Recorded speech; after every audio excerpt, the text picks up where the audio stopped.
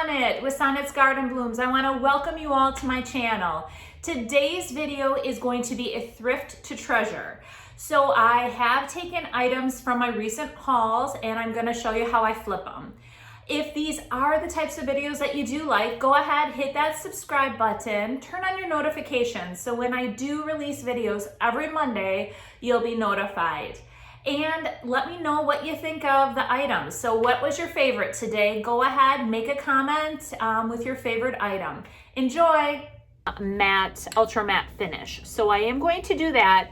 And I know that I did get a couple comments saying that my video is flipped backwards. If there's a way I can switch it, I'm looking into it. At this point, I will just also put this, a picture of it on the screen.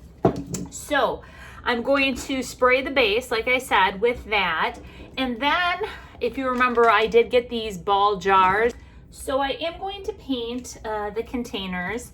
And I'm going to use, like I said, that turquoise that I really liked. It's called Casablanca.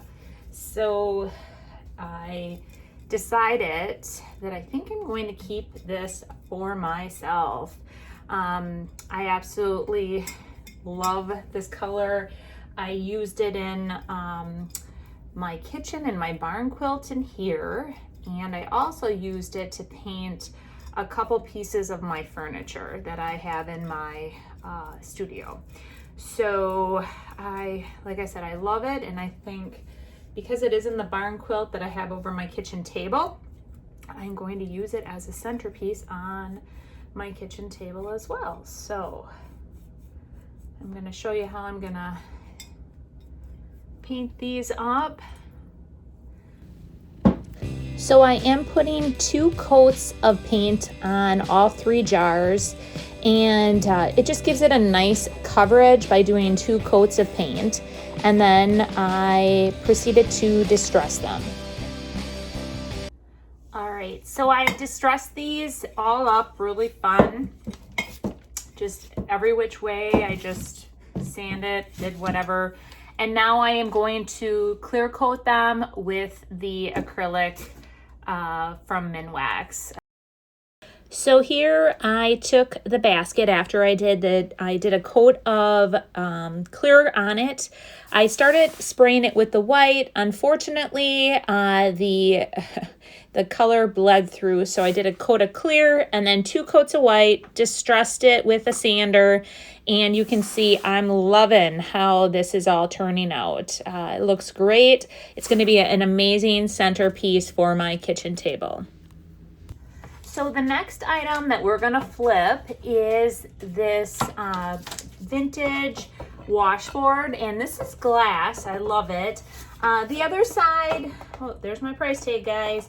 So this side actually has a really cool, it still, I don't want to cover this. It has some writing on it. You can barely see it, but, and the back side, I don't know if you can see, is broke. So what I want to do, I decided is I was going to use this side as the focal point, and we're going to paint just the inside piece right here. We're going to paint it white.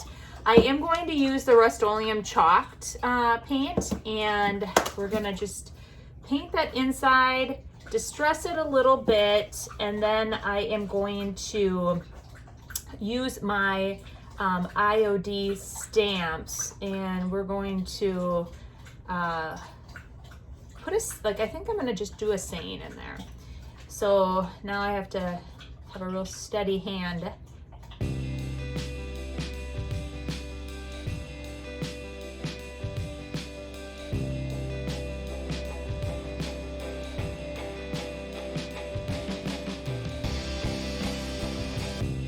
So next I took my sanding block. I just picked this up at a local hardware store, medium grit, and I just started distressing here and there.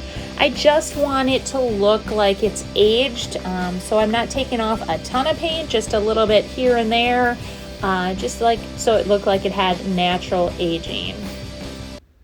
So now that I distressed this, I am going to use the set of stamps from IOD, which is the typesetting. So there's two different, there's the large font and then there's the lowercase. And at first I thought I could use the large font, but I could not because it was too big.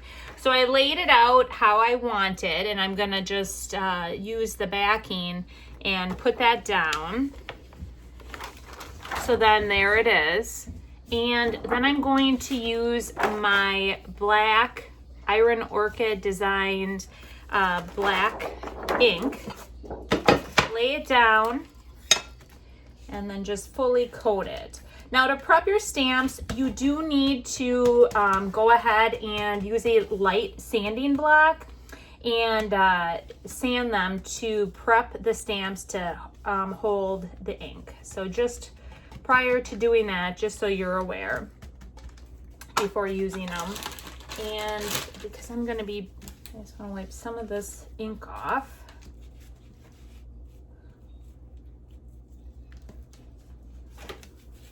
Just so I don't get it on the,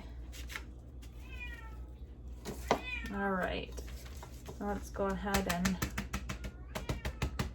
re-ink it, and I'm just gonna have it say wash, and then I'm gonna lay it down how I want it. Oh, got some.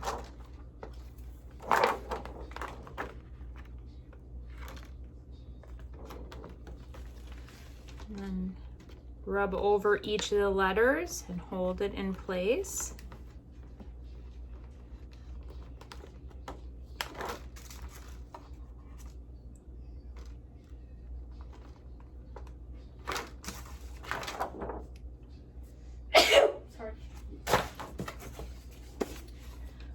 And there you have it, wash. So the last thing I'm going to do is use the Minwax clear coat, and we're just going to clear coat. I just clear coat it myself, but we're gonna clear coat the whole thing.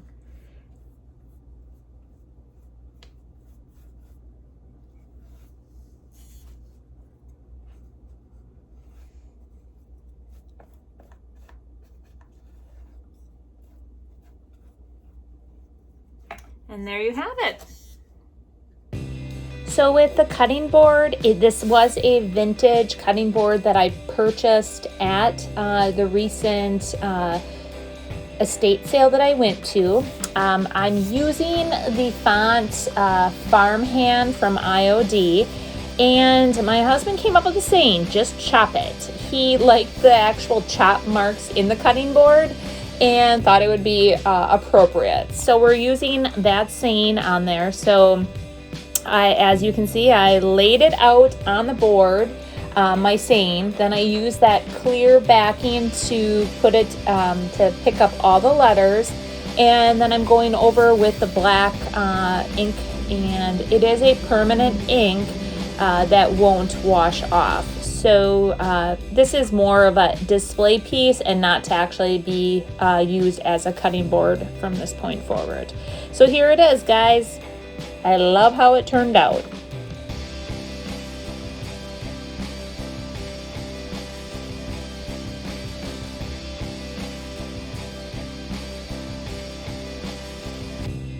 So this is a pretty easy flip. All I'm doing here is painting this with the chalked Rust-Oleum paint. I do 2 coats on both the front and the back sides, and then I am going to show you how I'm going to distress it. So here I'm taking a baby wipe and I am doing a wet distressing.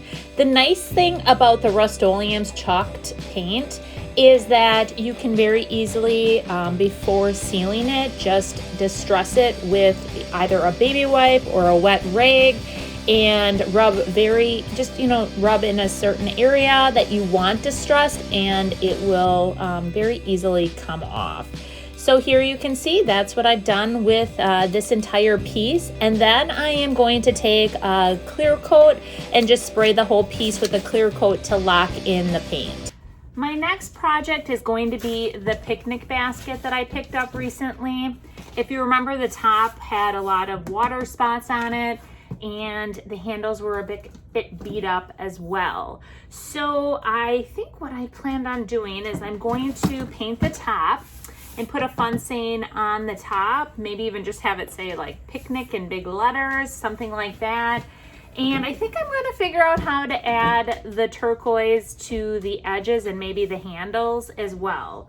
I might leave the top as is, like the edge, this edge, but we'll go from there.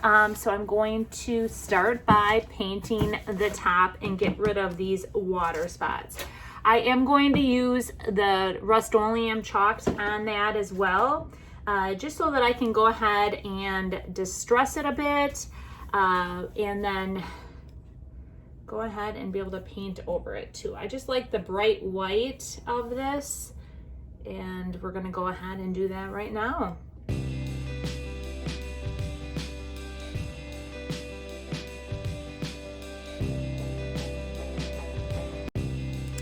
So here I am going to paint all the edges and the handles with that Sherwin-Williams blue, or like a turquoise blue Casablanca. And I just absolutely love the look of this. I think it's turned out great. It was a little bit tedious to make sure I did not get it on anything. There was a couple times where, thank goodness I had my baby wipes. I was able to take that baby wipe and then wipe off on the main piece when I accidentally went outside the lines. So, but again, I absolutely love it. So now I took the peony stamp. If you guys remember, I used this recently in one of my furniture flips, and I initially was going to use a typesetting stamp or font to put like the words picnic on here, but I just all of a sudden came up with this idea that I'm going to use the peony stamp, and I think it absolutely turned out great. I love it. So I laid it all out kind of how I wanted it initially. I did change my mind, but then I used the overlay as well, and I show you that after I stamped the image, I then put that little overlay over the stamped image so that I can, layer it without having the images stamped onto each other. So what do you guys think of this? I, again, love it. So for my final project, I did have this vintage lunchbox, and I just wanted to keep it real simple. I didn't want to change the color of it, so I just cleaned it up real nice, and I did use the typesetting stamp set, and I just put lunch on it. So the easiest way to do this, I find, is take the actual stamps or the letters, lay them out on the item so that you know where they need to be positioned, and then take your clear backing after you have them all laid out and use that clear backing to pick the letters up. So that is really the easiest way to do that. Before stamping though, you definitely, like I did, I cleaned it up real good just to make sure that that ink adhered. And I use the white ink from IOD to make it pop off the black. And in the end, after it was dry, I did clear coat it with just a Rust-Oleum spray. So I think it turned out awesome.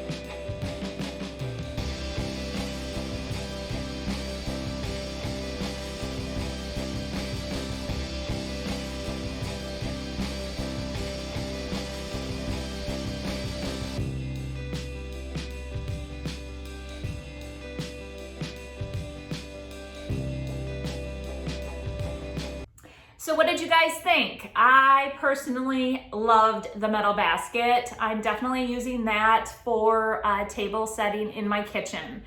Eventually, if I get sick of it, I'll probably put it in one of my booths, but as of right now, that's where that baby's gonna be. So I do want to thank you guys for watching and continuing to help grow my channel. All right, well, Monday's video is going to be a little different. I am going to give you guys a how-to video. So I've had my vendor booths for several years, and I'm going to tell you how my recommendations, I'm not telling you how to do it, but my recommendations are the top 10 mistakes vendors make in their booths. And by avoiding these mistakes, you can increase your vendor sales by doing that. So that will be Monday's video, and next week on Friday, my bonus video, I think I'm going to show you guys how to make a fireplace mantle and some shelving for my antique up vendor booth. So you guys enjoy the 4th of July. I'm heading up north, and we'll see you next week. Bye.